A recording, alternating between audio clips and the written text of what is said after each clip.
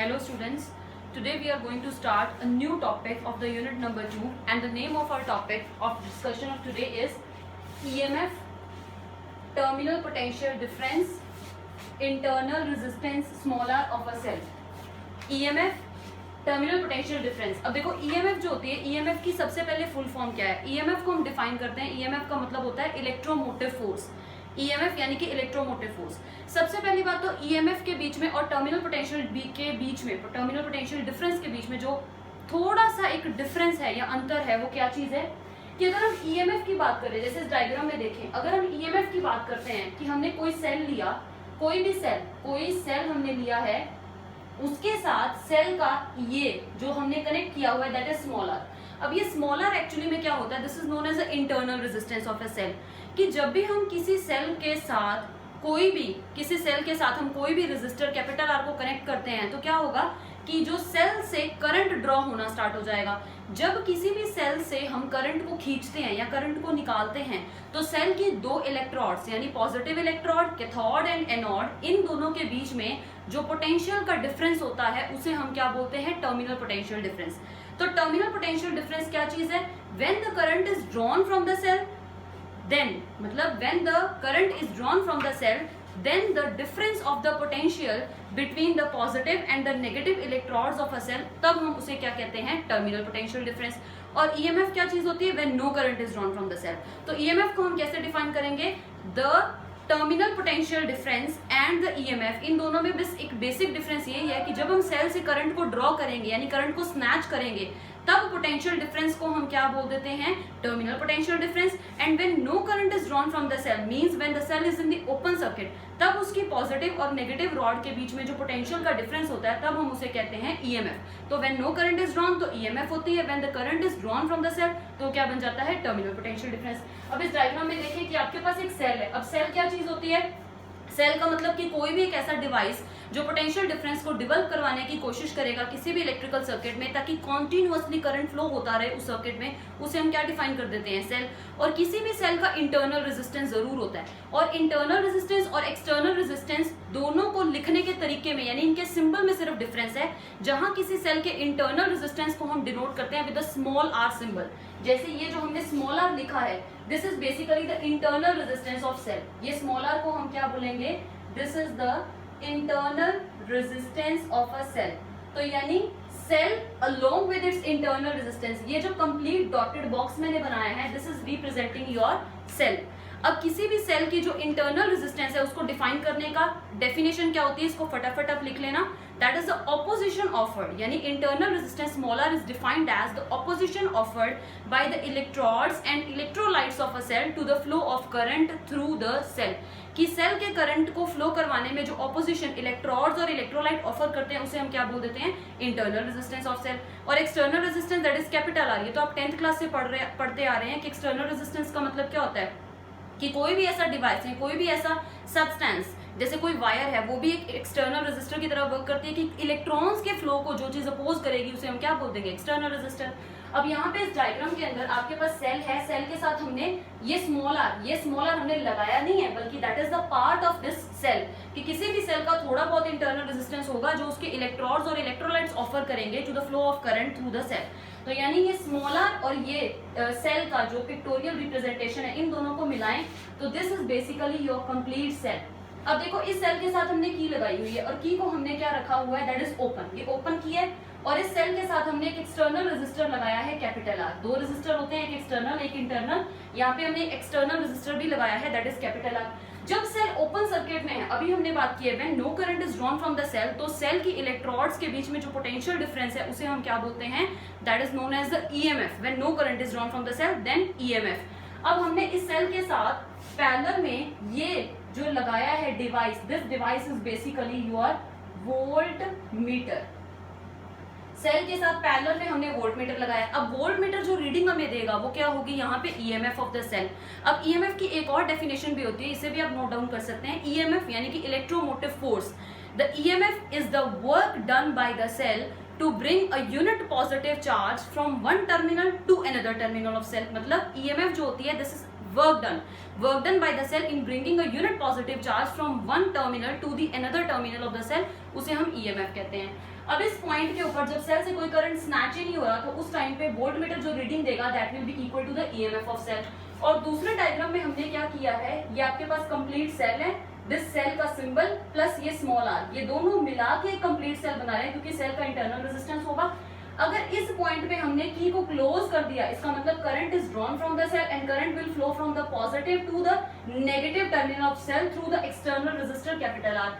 अब यहाँ पे अगर हम इस सेल के साथ पैरेलल में एक वोल्टमीटर डिवाइस लगा देंगे तो ये वोल्टमीटर जो रीडिंग देगा वो रीडिंग आपके पास क्या होगी, terminal potential difference. Terminal potential difference when no current is snatched from the cell, तब जो उसके इलेक्ट्रोड्स के बीच का पोटेंशियल डिफरेंस होता है उसे हम टर्मिनल पोटेंशियल डिफरेंस कहते हैं, जिसका सिंबल क्या है, V। अब हमारा टारगेट क्या है कि हमें I के बीच में, V के बीच में, E के बीच में और स्मॉल r के बीच में, ये चार सिंबल्स हैं, इनके बीच में हमें एक रिलेशन फाइंड आउट करना है। अब देखें, हमने लिखा when the K capital K is closed, जब आपकी K कैपिटल K क्लोज्ड है, जब आपकी की क्लोज्ड है यानी दिस डायग्राम, जब आपकी की क्लोज्ड होगी तब आपके पास जो टोटल रेजिस्टेंस सर्किट की चलेगी वो क्या होगी, this small r and this capital R, ये दोनों चीजें कनेक्ट होगी सर्किट में अक्रॉस दिस सेल।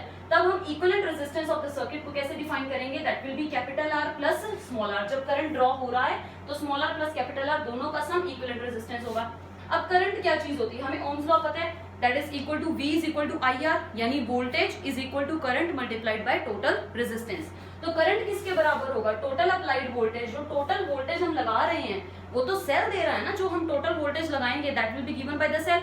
और यहाँ पे जो सेल टोटल वोल्टेज दे रहा है या टोटल पोटेंशियल डिफरेंस जो सेल प्रोवाइड कर रहा है, वो यहाँ पे सेल का टोटल पोटेंशियल डिफरेंस क्या है, that is capital E which is the EMF of cell. जब हम सेल से करंट धीरे धीरे खींचना स्टार्ट कर देंगे तो उसकी E की वैल्यू जो है वो धीरे धीरे क्या होती जाएगी, रिड्यूस होती जाएगी। जैसे आप समझ सकते हैं कि मान लो आपके पास कोई भी सेल है, जब आप कोई सेल बनाते हो यानी कोई दो इलेक्ट्रोड्स को आप किसी इलेक्ट्रोलाइट सोल्यूशन में डिप करते हैं तो होता क्या है, उसकी एक रॉड के ऊपर सारा का सारा पॉजिटिव चार्ज एक्यूमुलेट होना स्टार्ट हो जाता है और दूसरी रॉड के ऊपर सारा का सारा क्या एक्यूमुलेट होना स्टार्ट हो जाता है, नेगेटिव चार्ज। अब जब आप इस सेल से करंट ड्रॉ करोगे तो धीरे धीरे पॉजिटिव और नेगेटिव दोनों चार्जेस की अमाउंट क्या होती जाएगी, डिक्रीज होती जाएगी। यानी जब हम सेल को चूसते जाएंगे, सेल में से करंट निकालते जाएंगे तो ऑब्वियस ही बात है, जैसे कोई भी ड्राई सेल होता है, जैसे आप रिमोट वगैरह में सेल डालते हो तो उसमें क्या होता है, जैसे आपने सेल डाला तो क्या वो हमेशा के लिए चलता रहता है, नहीं, बल्कि थोड़ी थोड़ी देर के बाद उसकी जो करंट देने की कैपेसिटी है वो क्या होती जाती है, डिक्रीज होती जाती है। और एक पॉइंट ऐसा भी आता है जब सेल पूरी तरह से क्या हो जाता है, खाली। जब सेल पूरी तरह से खाली होता है इसका मतलब उसकी पॉजिटिव और नेगेटिव दोनों इलेक्ट्रोड्स के ऊपर जो चार्ज का कंसंट्रेशन था वो क्या हो चुका है, खत्म हो चुका है। तभी हम बोलते हैं कि जब हम किसी भी सेल को फ्रेश लेके आते हैं या फ्रेश यूज करते हैं तो वो ज्यादा करंट देता है, क्योंकि तब उसकी पॉजिटिव और नेगेटिव इलेक्ट्रोड्स के बीच में पोटेंशियल के डिफरेंस की वैल्यू जो होती है वो ईएमएफ के बराबर होती है। इसका मतलब जो करंट सेल देगा total that will be equal to total voltage divided by total resistance, और टोटल वोल्टेज जो सेल के पास इस टाइम है जब मैंने फ्रेश सेल लगाया है वो क्या है, E which is known as the EMF of cell. और टोटल रेजिस्टेंस मेरे सेल की क्या है, that is capital R plus small r। तो आपके पास क्या चीज बन गई, अब इस capital R plus small r को इधर लेके जाए तो बन गया I into capital R plus I into small r that is equal to capital E। तो इस इक्वेशन को हमने मार्क कर देना है योर नंबर 1 इक्वेशन।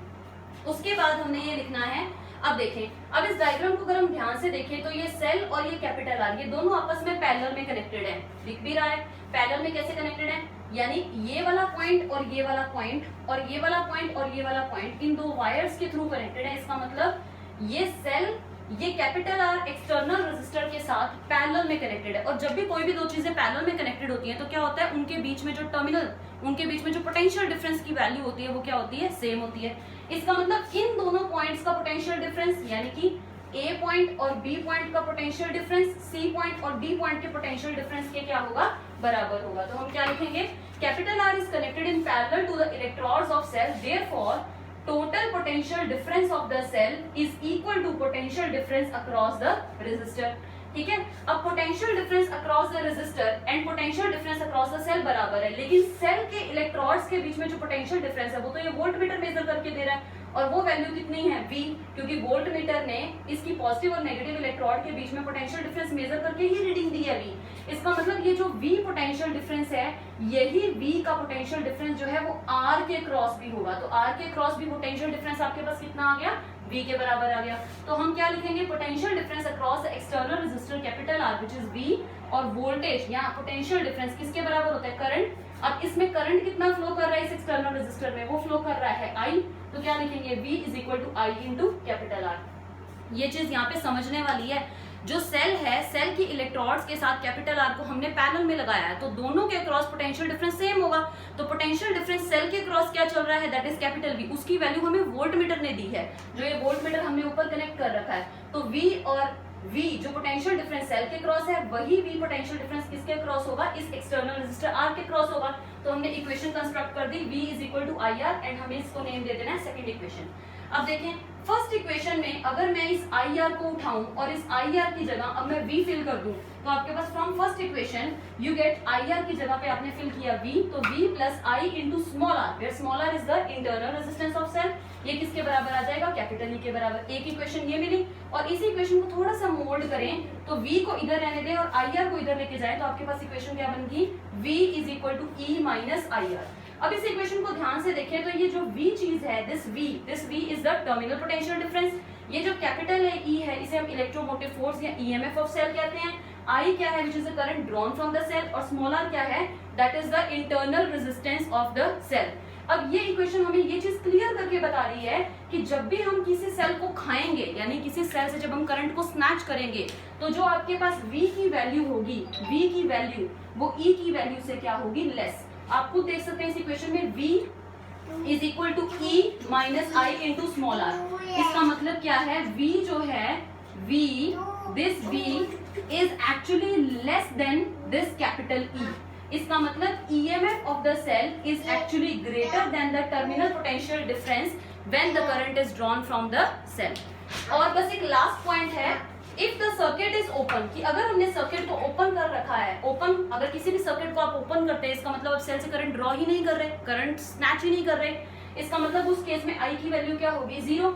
अगर हम किसी एक इक्वेशन को उठाएं, जैसे मान लो मैं ये इक्वेशन लेती हूँ, इस इक्वेशन में मैं I की वैल्यू को 0 कर दूं, तो I की वैल्यू 0 करेंगे तो V और E आपस में क्या हो जाएंगे, इक्वल। इसका मतलब जब आपको फ्रेश सेल मिलता है, आप फ्रेश सेल लेके आते हैं, तो उस पॉइंट पे उसकी पॉजिटिव और नेगेटिव इलेक्ट्रोड्स के बीच का जो पोटेंशियल डिफरेंस होता है, उसे हम EMF कहते हैं। और जब आपने उस सेल को किसी अपरेटस में लगाया ही नहीं, इसका मतलब आप उस सेल से करंट नहीं स्नैच कर रहे, तो उस केस में E की वैल्यू और जो आपकी V की वैल्यू है, दोनों चीजें क्या रहती हैं, सेम रहती हैं। Thank you so much. Next जो काम है वो अपनी नेक्स्ट वीडियो में मैं अपलोड करूंगी। आप इतने काम को ध्यान से देख लेंगे और एक बार पढ़ लेंगे। Thank you.